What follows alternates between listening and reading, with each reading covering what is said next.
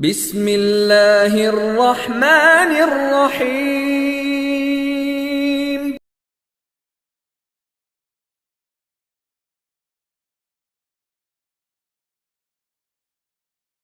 السلام علیکم ورحمۃ اللہ وبرکاتہ۔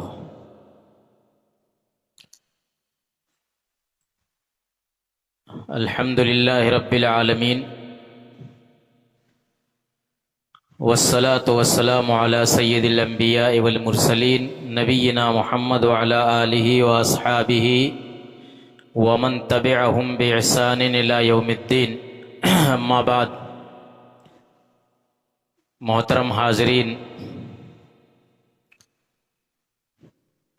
بڑی خوشی کی بات ہے کہ اللہ رب العالمین کی توفیق سے اللہ کا یہ گھر یہاں پر تعمیر ہوا اور پھر یہاں سے قال اللہ قال الرسول کی صدائیں بلند ہونے لگی۔ ہمیں اللہ کا شکر ادا کرنا چاہیے، بار بار شکر ادا کرنا چاہیے کہ اس نے یہ توفیق دی اور اس کار خیر کو انجام دینے اور اس ثواب کو حاصل کرنے کے لائق بنایا۔ مسجدیں اللہ کا گھر ہوتی ہیں، بیت اللہ اسے کہا جاتا ہے۔ تو آپ اسی سے اندازہ لگا سکتے ہیں کہ مسجدوں کا کیا مقام ہے، مسجد میں کیسے رہنا چاہیے، مسجد کا کتنا خیال رکھنا چاہیے۔ آج ہم یہاں اس لیے اکٹھا ہوئے ہیں کہ جانے کہ ہمارے اوپر بحیثیت مسلمان کیا ذمہ داریاں عائد ہوتی ہیں۔ ہم مسلمان ہیں، یعنی اسلام کو ماننے والے ہیں، تو اسلام کہتے کس کو ہیں اور کیوں ہم اسلام کو مان رہے ہیں؟ اللہ تعالیٰ نے ہمیں اس دنیا میں کیوں پیدا کیا؟ یہ پوری دنیا کس لیے بنائی گئی؟ انسانوں کو اور ساری مخلوقات کو کس لیے پیدا کیا گیا؟ اللہ تعالیٰ نے قرآن میں جگہ جگہ کہا ہے کہ ہم نے اس کائنات کو، آسمان و زمین کو، اس دنیا کو بلا وجہ نہیں پیدا کیا ہے، بلکہ ایک مقصد کے تحت پیدا کیا ہے۔ سیر و تفریح کے لیے نہیں پیدا کیا ہے، لہو و لعب کے لیے نہیں پیدا کیا ہے۔ وما خلقت الجن والانس الا لیعبدون، چاہے جن ہو چاہے انسان ہو، سب کو اپنی عبادت کے لیے پیدا کیا ہے۔ تو یہ دنیا اسی لیے بنائی گئی کہ ہم یہاں ایک اللہ کی عبادت کریں۔ اللہ تعالیٰ نے جب ہم اس دنیا کے اندر ہم کو بسایا تو ہمیں ایک ضابطۂ زندگی عطا کی، ہمیں ایک جینے کا طریقہ بتلایا کہ اس دنیا میں ہمیں کیسے رہنا ہے، کیا کرنا ہے کیا نہیں کرنا ہے۔ وہ طریقہ ہمیں انبیاء نے بتلایا، اور انبیاء جانتے ہیں اللہ کا پیغام لے کر کے آتے ہیں۔ آخری نبی جناب محمد الرسول اللہ صلی اللہ علیہ وسلم کو اللہ تعالیٰ نے ایک کتاب عطا کی جسے قرآن کہا جاتا ہے، اور کتاب کے ساتھ ساتھ، قرآن کے ساتھ ساتھ خود آپ کی حدیثوں کو، یعنی آپ کی زبان مبارک سے نکلنے والی باتوں کو بھی اللہ تعالیٰ نے شریعت کا حصہ بتلایا۔ گویا کہ اسلام نام ہے قرآن کریم اور احادیث نبویہ کا۔ احادیث نبویہ کہتے کس کو ہیں کہ اللہ کے نبی صلی اللہ علیہ وسلم نے جو باتیں فرمائی ہیں، اللہ کے نبی صلی اللہ علیہ وسلم نے جیسے زندگی گزاری ہے، اور اللہ کے نبی صلی اللہ علیہ وسلم کے سامنے کوئی کام کیا گیا اور آپ نے اس پر کوئی اعتراض نہیں کیا، یہ تینوں چیزیں انہی کو حدیث کہا جاتا ہے۔ تو دین اور اسلام نام ہے کتاب اللہ یعنی قرآن کا، اور سنت رسول اللہ یعنی احادیث نبویہ کا صلی اللہ علیہ وسلم۔ اگر کوئی شخص قرآن کو مانتا ہے لیکن حدیث کو نہیں مانتا تو اس کا ایمان اللہ کے یہاں مقبول نہیں۔ قرآن اللہ کا کلام ہے، اس کو مانتا ہے لیکن نبی کی حدیثوں کو نہیں مانتا، چاہے پورے طور پر ریجیکٹ کر دے رہا ہو، چاہے کچھ کو مانتا ہو کچھ کو نہ مانتا ہو، تو ایسا ایمان نہیں۔ ایسے لوگ اہل قرآن کہا جاتا ہے، ایک فرقہ ہے جو حدیثوں کو نہیں مانتا۔ اصل بات یہ ہے کہ اگر آپ قرآن کو بھی مانتے ہیں صرف، تو اسی قرآن کے اندر جگہ جگہ نبی صلی اللہ علیہ وسلم کو بھی ماننے کی بات کہی گئی ہے۔ قرآن میں کہا گیا کہ من یطع الرسول فقد اطاع اللہ، جو رسول کی اطاعت کرے گا، رسول کی فرما برداری کرے گا، وہ گویا اس نے اللہ کی اطاعت کی، اللہ کی فرما برداری کی۔ تو اگر ہم قرآن کو صرف ماننے کا دعویٰ کرتے ہیں تو قرآن تو رسول کو ماننے کا حکم دے رہا ہے۔ قرآن کہہ رہا ہے کہ ما آتاکم الرسول فخذوہ وما نہاکم عنہ فانتہوا، کہ رسول جو کچھ تم کو دیں اس کو لے لو، اور رسول جس چیز سے تم کو روکیں اس سے رک جاؤ۔ تو اگر کوئی صرف قرآن کو ماننے کی بات کر رہا ہے تو قرآن ہی میں یہ بات کہی گئی ہے کہ رسول کی بات مانو، رسول جو حکم دیں اس پر عمل کرو، جس چیز سے منع کریں اس پر سے رک جاؤ۔ اس لیے ہم قرآن و حدیث کے درمیان کوئی تفریق نہیں کر سکتے۔ جس طرح سے قرآن کو ماننا ضروری ویسے ہی حدیث کو ماننا ضروری۔ سنت کا اتباع، سنت پر چلنا، سنت کو اپنے لیے مشعل راہ سمجھنا، یہ ہر مومن کے لیے ضروری ہے۔ قرآن میں یہ 2 آیتیں ہم نے پڑھی، اس طرح کی درجنوں آیتیں آپ کو ملیں۔ اللہ تعالیٰ نے ایک جگہ فرمایا کہ یا ایھا الذین آمنوا اطیعوا اللہ واطیعوا الرسول واولی الامر منکم فإن تنازعتم فی شیء فردوہ الی اللہ والرسول ان کنتم تؤمنون باللہ والیوم الآخر۔ اے ایمان والو، اللہ کی فرما برداری کرو اور رسول کی فرما برداری کرو، اور تم میں سے جو ذمہ دار ہیں، اولو الامر ہیں، چاہے حکام کی شکل میں ہوں، اہل علم کی شکل میں ہوں، ان کی بھی اطاعت و فرما برداری کرو۔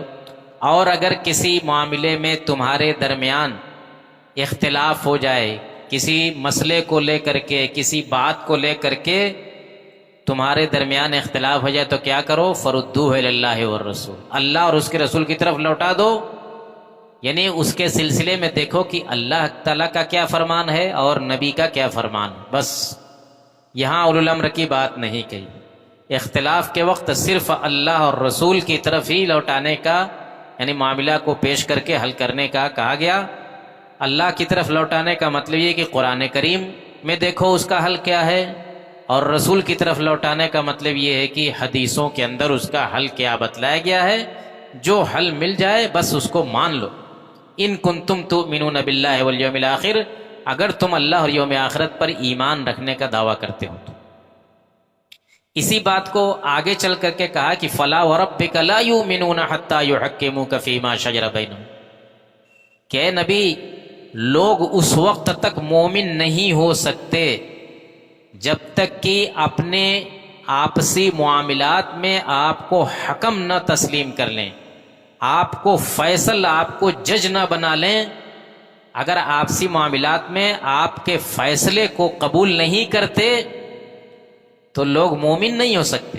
سوچے کہ ایمان ہی کی صفت ان سے ہٹا لی گئی ہے کب؟ اگر لوگ نبی کے فیصلے کو، نبی کے فیصلے کا مطلب یہ ہے کہ حدیث میں کوئی بات، ہمارے اور آپ کے درمیان کوئی بات ہوئی، اختلاف ہوا، اور اس معاملے میں کوئی حدیث موجود ہے کہ ہاں اس مسئلے کا حل یہ ہے، تو اگر اس حدیث کو کوئی تسلیم نہیں کرتا تو مومن نہیں۔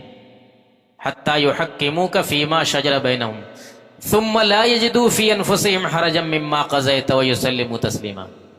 صرف یہ نہیں کہ ہاں نبی کو فیصل بنا لیں، بلکہ یہ بھی کہا کہ جو فیصلہ آپ کی طرف سے صادر ہو اس فیصلے پر اپنے دل میں کسی طرح کی تنگی نہ محسوس کریں۔ حدیث کے اندر ایسے کہا گیا ہے لیکن ہمارا دل تو کچھ اور کہہ رہا ہے، نہیں، ایسا نہیں ہونا چاہیے۔ وَيُسَلِّمُوا تَسْلِيمًا، سر تسلیم خم کر دیں، بس نبی کا فرمان ہے، بلا چون و چرا ہم اس کو مان رہے ہیں۔ یہ چیز، یہ صفت اگر اہل ایمان کے اندر نہیں پیدا ہوگی تو پھر ان کا ایمان خطرے میں ہے۔ لا یؤمنون، قرآن کہہ رہا ہے کہ فلا وربک، قسم کھا کے کہہ رہا ہے کہ تیرے رب کی قسم، اس وقت تک مومن نہیں ہو سکتے جب تک کہ آپ کو فیصل نہ تسلیم کر لیں اپنے تمام معاملات میں۔ تو میرے بھائیو، یہی اتباع سنت ہے، اور بحیثیت مومن ہمارا فریضہ یہی۔ قیامت کے دن تو جانے دیجئے، جیسے ہی اس دنیا سے ہماری رخصتی ہوگی، جیسے آنکھ بند ہوگی اور قبر کے اندر رکھا جائے گا، سیدھے دو فرشتے آئیں گے اور پہلے ہی مرحلے میں 2-3 سوال کریں گے۔ پہلا سوال، مر ربو کا، یہ بتاؤ تمہارا رب کون ہے۔ دوسرا سوال، ماں دینوں کا، تمہارا دین کیا ہے، تمہارا مذہب کیا ہے۔ تیسرا سوال، ما ھذا الرجل الذی بعث فیکم، نبی کے بارے میں سوال ہوگا۔ یہ 3 سوال سب سے پہلے آنکھ بند ہوتے ہی، قبر میں جاتے ہی 3 سوال، ایک اللہ کے بارے میں، ایک نبی کے بارے میں، اور ایک دین کے بارے میں ہوگا۔ تو جس طرح اللہ کے بارے میں سوال ہوگا ویسے ہی نبی کے بارے میں بھی سوال ہوگا۔ نبی کے بارے میں سوال ہونے کا مطلب یہ ہے کہ پوچھا جائے گا کہ یہ نبی ہیں کون، آپ تم اس کے بارے میں کیا جانتے، ان کے بارے میں کیا جانتے ہو، کیا ان پر ایمان رکھتے تھے، نہیں رکھتے تھے، کیا ان کی باتوں کو تسلیم کرتے تھے، نہیں تسلیم کرتے تھے۔ تو میرے بھائیوں، یہ بڑی ذمہ داری ہے، ہمیں اپنی بحیثیت مسلمان اپنی اس ذمہ داری کو سمجھنا چاہیے۔ معاملہ اتنا آسان نہیں ہے جتنا سمجھا جاتا ہے کہ چلو کچھ حدیثوں کو نہیں بھی مانیں گے، اللہ کے رسول کی کچھ سنتوں پر نہیں بھی عمل کریں گے تو کون سا ہمارا دین خطرے میں پڑ جائے گا، کون سا ہمارا ایمان۔ نہیں، ایمان ہی کی بات کر رہا ہے اللہ تعالیٰ کہ ایمان خطرے میں ہوگا، دین پر حرف آئے گا۔ اسی طریقے سے قرآن کے اندر اللہ تعالیٰ نے ایک جگہ یہ فرمایا کہ وَمَا كَانَ لِمُؤْمِنٍ وَلَا مُؤْمِنَةٍ إِذَا قَضَى اللَّهُ وَرَسُولُهُ أَمْرًا أَن يَكُونَ لَهُمُ الْخِيَرَةُ مِنْ أَمْرِهِمْ، کسی مومن مرد ہو یا مومن عورت، اس کے لیے جائز نہیں کہ اگر اللہ اور اس کے رسول کوئی فیصلہ کر دیں تو اس فیصلے کے بعد کسی مومن مرد یا عورت کے لیے اپنا کوئی اختیار باقی نہیں رہ جاتا کہ یعنی چاہیں تو کریں چاہیں تو نہ کریں۔ نہیں، اگر اللہ اور اس کے رسول کا فیصلہ صادر ہو چکا ہے، اور اللہ اور اس کے رسول کا فیصلہ کہاں صادر ہوتا ہے، بار بار وہی بات آتی ہے، یعنی قرآن و حدیث کے اندر۔ تو کتاب اللہ اور سنت رسول اللہ سے کوئی بات نکل کے سامنے آتی ہے تو اب اس کے بعد کسی مرد کو، کسی عورت کو، مومن کو، مومنہ کو یہ اختیار نہیں رہ جاتا کہ مانے یا نہ مانے۔ نہیں، ماننا ضروری ہے۔ وَمَن يَعْصِ اللَّهَ وَرَسُولَهُ فَقَدْ ضَلَّ ضَلَالًا مُبِينًا، اگر اللہ اور اس کے رسول کی نافرمانی کریں گے تو کھلی گمراہی میں مبتلا ہو جائیں گے، کھلی گمراہی میں مبتلا ہو جائیں گے۔ تو آپ دیکھ رہے ہیں کہ قرآن خود جو ہے جگہ جگہ تاکید کر رہا ہے کہ نبی کی اطاعت کی جائے، نبی کو پر ایمان رکھا جائے، نبی کی سنت پر عمل کیا جائے، جو رسول کی اطاعت کرتا ہے وہ گویا اللہ کی اطاعت کرتا ہے. جو رسول دے دیں اس کو لے لو، جو رسول جس سے منع کر دیں اس سے رک جاؤ. تو اس سے ہم اندازہ لگا سکتے ہیں کہ کتنی بڑی ذمہ داری نبی صلی اللہ علیہ وسلم کے تعلق سے اور کتنی بڑی ذمہ داری آپ کی حدیثوں کے تعلق سے اور آپ کی سنت کے تعلق سے. میرے بھائیوں، نبی صلی اللہ علیہ وسلم یہ ایک رحمت بنا کر کے ہمارے لیے بھیجے گئے. قرآن میں وما ارسلناک الا رحمۃ للعالمین کہا گیا ہے کہ نبی آپ سارے جہان کے لیے رحمت بنا کر کے ہم نے آپ کو بھیجا ہے. اور اسی طرح سے جگہ جگہ قرآن میں آپ کا تذکرہ کر کے اللہ تعالیٰ نے فرمایا ہے کہ ہم نے ایک رسول کو بھیجا جو تم کو تعلیم دیتے ہیں، جو تم کو تمہارا تزکیہ کرتے ہیں، تمہاری صفائی کرتے ہیں، تمہیں کتاب و حکمت کی تعلیم دیتے ہیں. تو رسول کی بات، رسول کی سنت، رسول کا طریقہ، رسول کا اسوہ، لقد کان لکم فی رسول اللہ اسوۃ حسنہ، کہ اللہ کی زندگی کے اندر تمہارے لیے اچھا نمونہ ہے. نبی تمہارے لیے آئیڈیل بنا کر کے بھیجے گئے. افسوس کی بات ہے کہ آج ہمارے نوجوان کیسے کیسے لوگوں کو اپنا آئیڈیل بنائے ہوئے ہیں.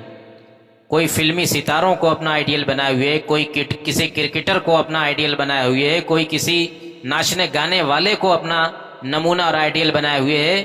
اسی جیسی شکل صورت بنائے رہتا ہے، اسی جیسا لباس و پوشاک پہننا پسند کرتا ہے، اسی کے طرز پر گفتگو کرنا پسند کرتا ہے. لیکن ہمارا اگر کوئی آئیڈیل ہے تو نبی صلی اللہ علیہ وسلم. اور اللہ تعالیٰ نے تو یہاں تک کہہ دیا کہ قل ان کنتم تحبون اللہ فاتبعونی یحببکم اللہ، کہ اگر تم اللہ سے محبت کا دعویٰ کرتے ہو تو اے نبی آپ ان سے کہیے کہ اگر اللہ سے محبت کا دعویٰ کرتے ہو تو میری پیروی کرو، میری اتباع کرو. اتباع سنت ضروری ہے، تبھی یحببکم اللہ، اللہ تعالیٰ تم سے محبت کرے گا. اللہ کی محبت بھی بغیر رسول کی اتباع کے نہیں حاصل ہو سکتی. یہ اللہ تعالیٰ کہہ رہا ہے، کوئی انسان نہیں کہہ رہا ہے. اللہ تعالیٰ کہہ رہا ہے کہ اگر اللہ سے محبت کا دعویٰ ہے تو اس دعویٰ کی کو اسی وقت صحیح مانا جائے گا جب تمہارے اندر اتباع سنت پائی جائے. فاتبعونی یحببکم اللہ ویغفر لکم ذنوبکم، میری اتباع کرو گے تبھی اللہ تم سے محبت کرے گا اور تبھی تمہارے گناہ معاف کرے گا. اتنی ساری آیتیں اور اتنی وضاحتیں ہیں قرآن کریم کے اندر، اس کے بعد بھی اگر کوئی انسان نبی کو، نبی کی حدیثوں کو، نبی کی سنتوں کو ہلکے میں لے تو یقیناً میرے بھائیو اس کا ایمان خطرے میں ہے. یقیناً ایمان خطرے میں ہے، اور یہ اسی قرآن کا بیان ہے، میرا اپنا بیان ہے. ادھر دیکھیے پیارے نبی جناب محمد الرسول اللہ صلی اللہ علیہ وسلم،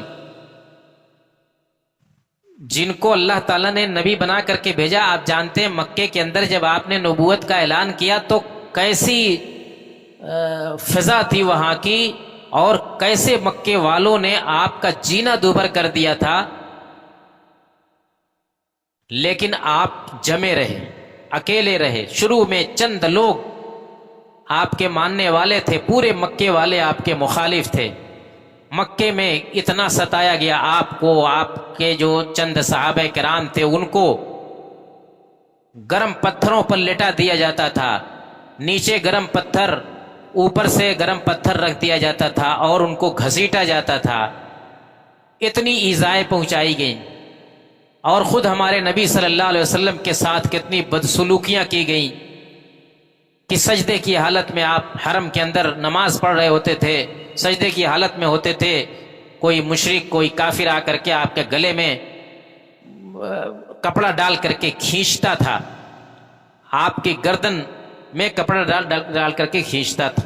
اس طرح سے کتنی ایذائیں سجدے کی حالت میں ہیں، جانور کی اوجھڑی لیا کر کے آپ کے اوپر رکھ دی جاتی تھی. ساری مشقتیں، ساری تکلیفیں اللہ کے رسول صلی اللہ علیہ وسلم نے برداشت کی، صحابہ کرام نے برداشت کیا، تب جا کر کے یہ دین ہم تک پہنچا ہے. 1400 سال سے یہ دین الحمدللہ زندہ ہے. اور پھیل رہا ہے، تیزی سے پھیل رہا ہے۔ آج دنیا کے اندر آپ جانتے ہیں 150 کروڑ سے زیادہ اس دین کو ماننے والے ہیں، اور اللہ کا وعدہ ہے اس دین کی حفاظت کرنے کا۔ تو میں کہہ یہ رہا تھا کہ نبی صلی اللہ علیہ وسلم نے بھی اپنی حدیثوں کے اندر اسی بات کی وضاحت کی ہے جس بات کو قرآن میں جگہ جگہ ذکر کیا گیا ہے، جو آیتیں ہم نے آپ کے سامنے پیش کی۔ چنانچہ ایک صحیح حدیث ہے جس کے اندر آپ فرماتے ہیں کہ ترکت فیکم امرین لن تضلوا ما تمسکتم بہما کتاب اللہ و سنتی، میں تمہارے درمیان 2 چیز چھوڑے جا رہا ہوں، جب تک تم ان دونوں چیزوں کو مضبوطی سے پکڑے رہو گے تب تک تم گمراہ نہیں ہو سکتے۔ وہ 2 چیزیں کیا ہیں؟ کتاب اللہ و سنتی، اللہ کی کتاب یعنی قرآن، اور میری سنت، میری حدیث۔ تو اگر ایک مسلمان یہ چاہتا ہے کہ اس دنیا کے اندر وہ کسی بھی طرح کی گمراہی میں نہ مبتلا ہو اور کسی طرح کی ضلالت اور گمراہی سے ہر طرح کی ضلالت اور گمراہی سے محفوظ رہے، تو اس کو ان دونوں چیزوں کو مضبوطی سے پکڑنا ضروری ہے، ان دونوں چیزوں کو پر عمل کرنا ضروری ہے۔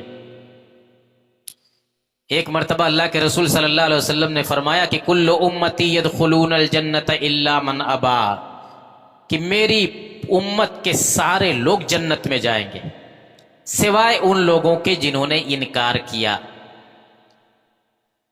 میرے امت کے سارے لوگ جنت میں جائیں گے، کون نہیں چاہتا کہ جنت میں جائے؟ ایک مسلمان کی ساری زندگی اور ایک مسلمان کا سارا عمل تو اسی لیے ہوتا ہے کہ اس کو جنت مل جائے، جہنم سے نجات مل جائے، جنت مل جائے، جہنم سے نجات مل جائے۔ تو اللہ کے نبی صلی اللہ علیہ وسلم فرماتے کہ ہاں سب لوگ جائیں گے جنت میں، نہیں جائے گا تو کون نہیں جائے گا؟ الا من ابا، جو انکار کرے گا وہی نہیں جائے گا۔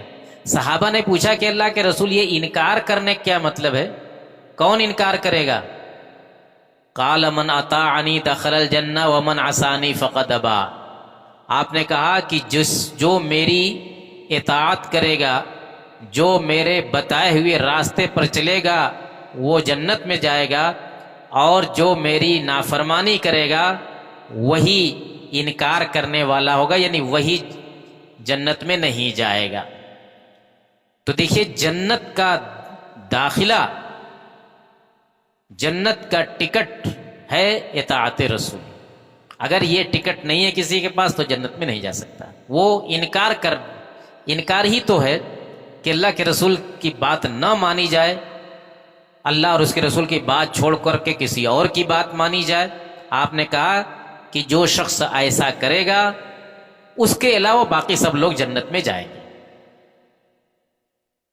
اور میرے بھائیو، اللہ کے رسول صلی اللہ علیہ وسلم کی جو حدیثیں ہیں، آپ کی جو سنتیں ہیں، وہ یہ نہیں سمجھنا چاہیے کہ وہ ان کی اپنی جانب سے انہوں نے یہ سب باتیں کہی ہیں، نہیں۔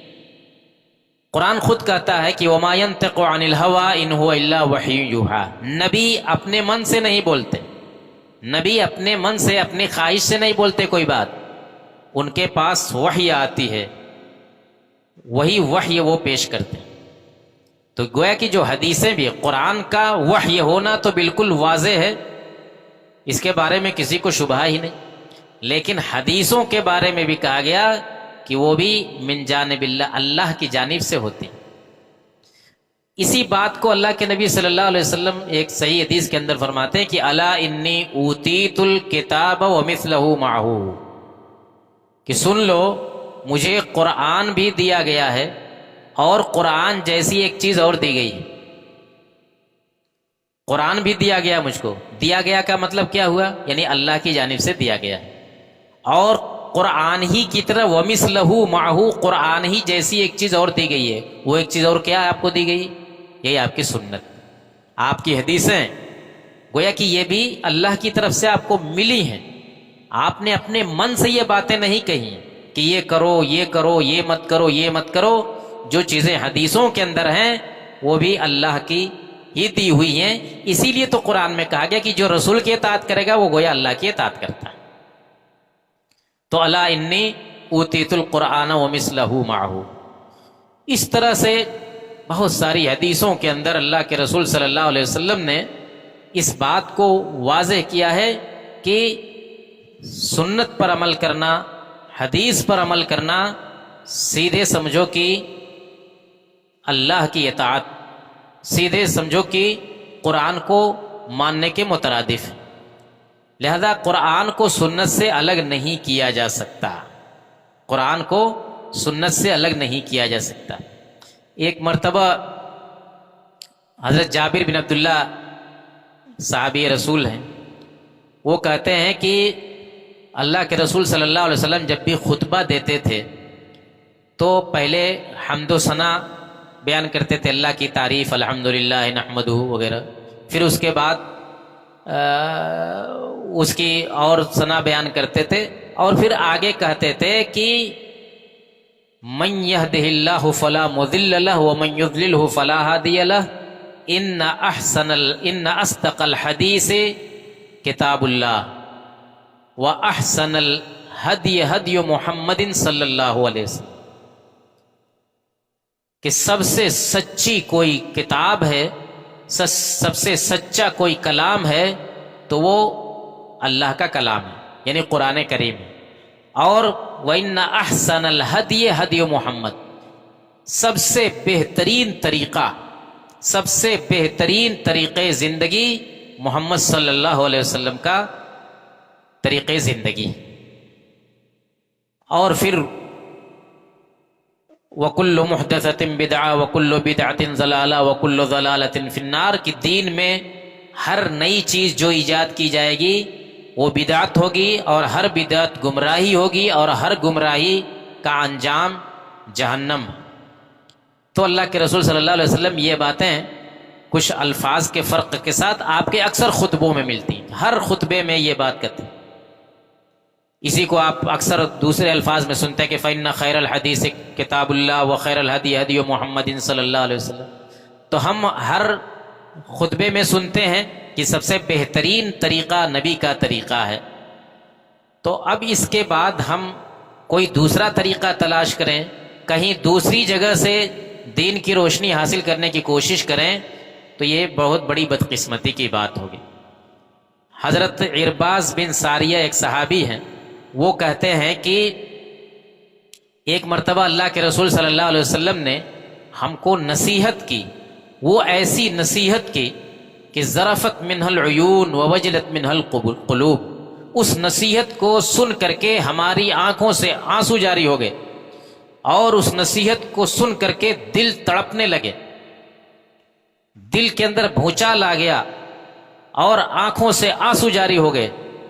ہم نے کہا کہ اللہ کے رسول، آپ کی یہ نصیحت تو ایسی لگ رہی ہے کہ لگتا ہے کہ اب آپ ہم کو الوداع کہہ رہے ہیں، یہ آپ کی الوداعی نصیحت لگ رہی ہے، تو اللہ کے رسول ہم کو کچھ اور نصیحت کر دیجئے، کچھ اور وصیت کر دیجئے۔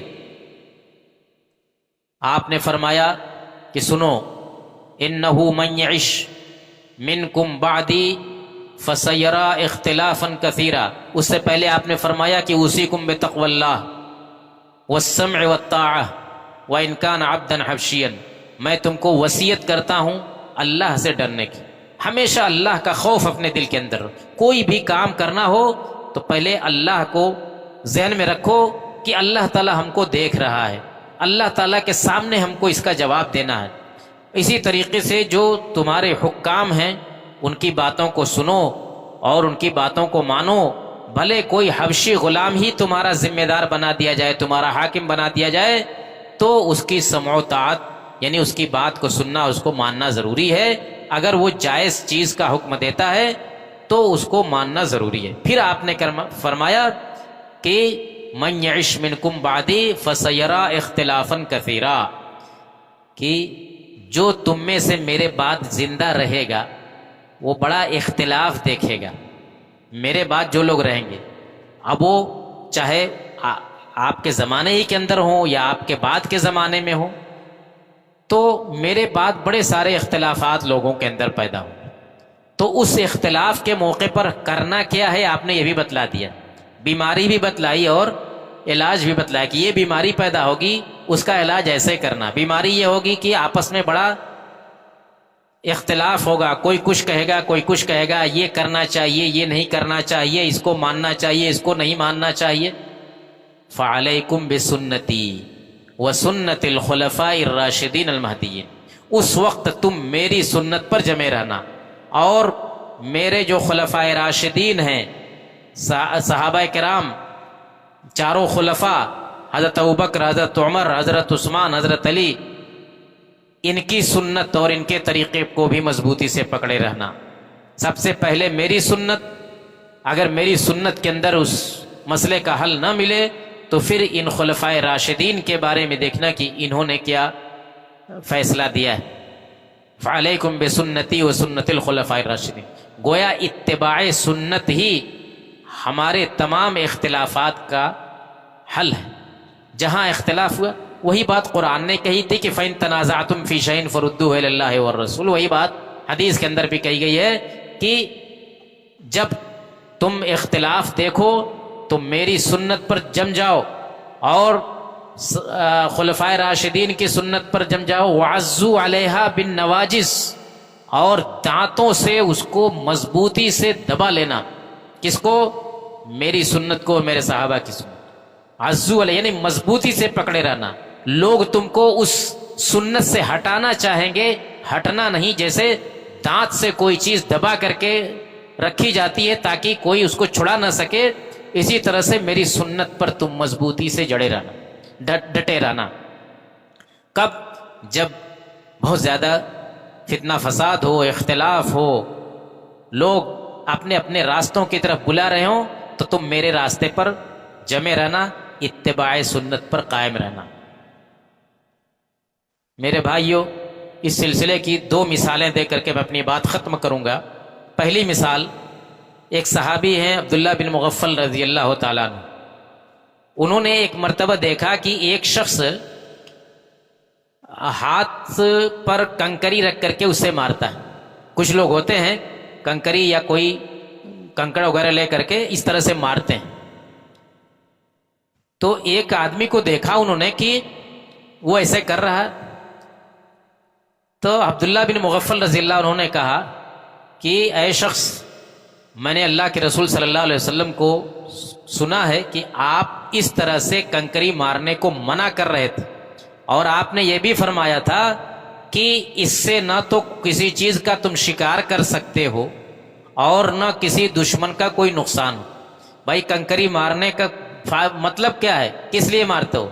آدمی اس طرح سے کوئی گلیل چلاتا ہے، بندوق چلاتا ہے، یا کوئی اینٹ پتھر چلاتا ہے، یا تو کوئی شکار ہے، کسی چیز کا شکار کرنا چاہتا ہے، اور نہیں تو کوئی دشمن ہے اس کو مارنا چاہتا ہے. تو کہا کہ اس کنکری مارنے سے، اللہ کے رسول کہتے ہیں کہ اس کنکری مارنے سے نہ تو کسی دشمن کا کچھ بگڑنے والا ہے اور نہ کسی شکار کو تم شکار کر سکتے ہو، بلکہ الٹے نقصان کیا ہو سکتا ہے اس سے کہ کسی کا دانت ٹوٹ جائے گا، کسی کی آنکھ پھوٹ سکتی ہے. کسی دشمن کا تو کچھ نہیں بگڑے گا تو کسی عام انسان کا، کہ اگر اس کے دانت پر لگ گیا تو دانت ٹوٹ سکتا ہے، اس کی آنکھ میں لگ گئی کنکری تو آنکھ پھوٹ سکتی ہے. تو اس لیے برائے مہربانی اے شخص تم اس طرح کنکری نہ مارو.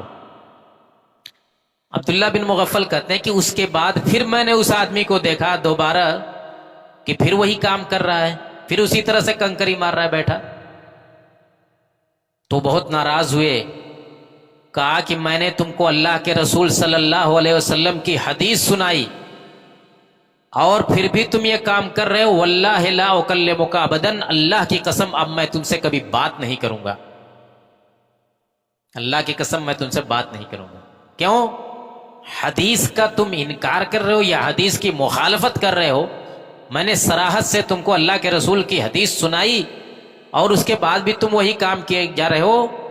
یہ اب اس کے بعد میں تم سے بات نہیں کر سکتا.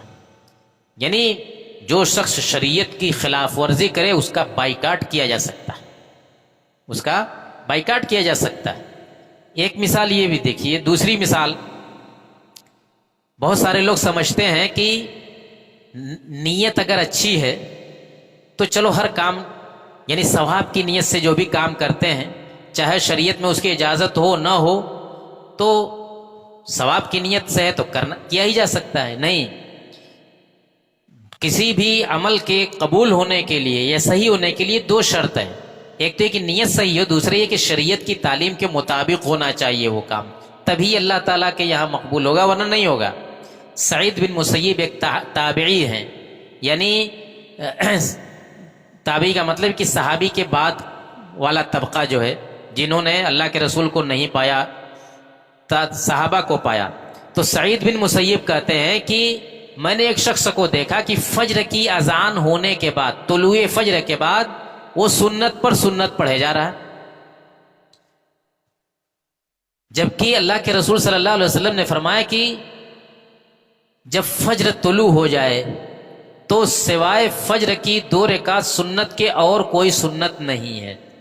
فجر طلوع ہو جائے، فجر طلوع ہونے کا مطلب وہی جو جب روزہ جہاں سے شروع کرتے ہیں یا فجر کی اذان جب ہوتی ہے اول وقت میں، تو اس کے بعد نفلی نماز نہیں. آپ پوری رات نفلی نماز پڑھیے، تہجد پڑھیے، لیکن فجر کی اذان ہو جائے تو صرف 2 رکعت فجر کی سنت پڑھ سکتے ہیں. آپ کے پاس بھلے 15 منٹ ہو، آدھا گھنٹہ ہو، لیکن تو اس وقفے میں آپ یہ چاہیں کہ 4 رکعت 6 رکعت 2 رکعت کر کے پڑھتے جائیں، نہیں. دیکھیے سنت پڑھنا کتنا اچھا کام ہے، اس سے کسی کو انکار ہے نہیں، لیکن یہاں سنت پڑھنے سے منع کیا گیا ہے کہ فجر طلوع ہونے کے بعد سوائے 2 رکعت فجر کی سنت کے اور کوئی سنت نہیں پڑھنی ہے.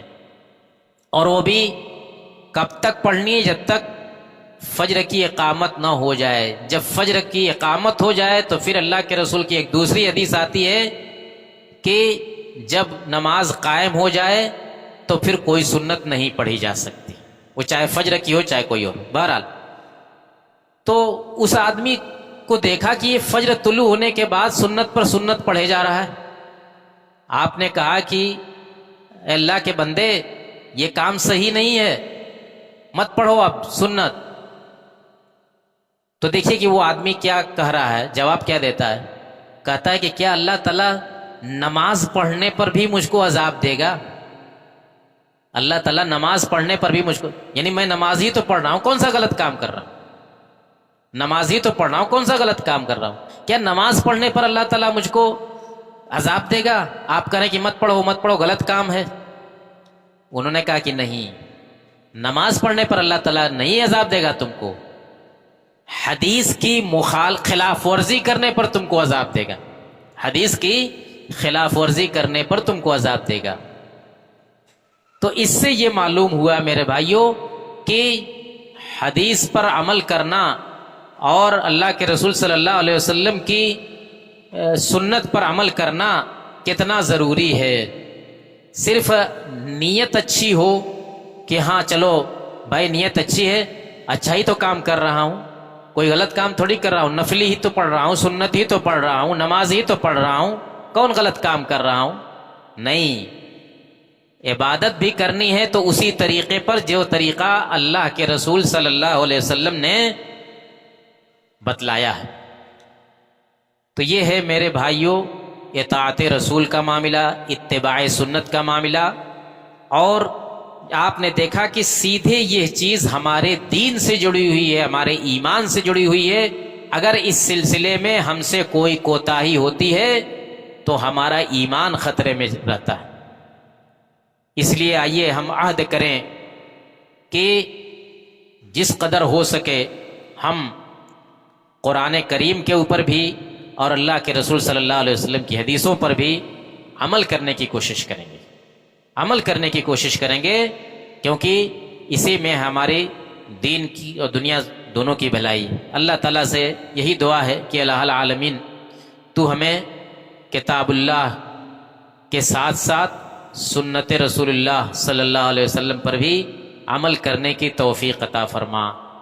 ہمارے رسول کا جو مقام و مرتبہ ہے، ہمارے رسول جناب محمد الرسول اللہ صلی اللہ علیہ وسلم کا جو مقام و مرتبہ ہے، اس مقام و مرتبہ کو سمجھنے اور پہچاننے کی توفیق عطا فرما، اور آپ کی لائی ہوئی شریعت، آپ کی حدیثوں اور آپ کی سنتوں پر عمل کرنے کی توفیق عطا فرما۔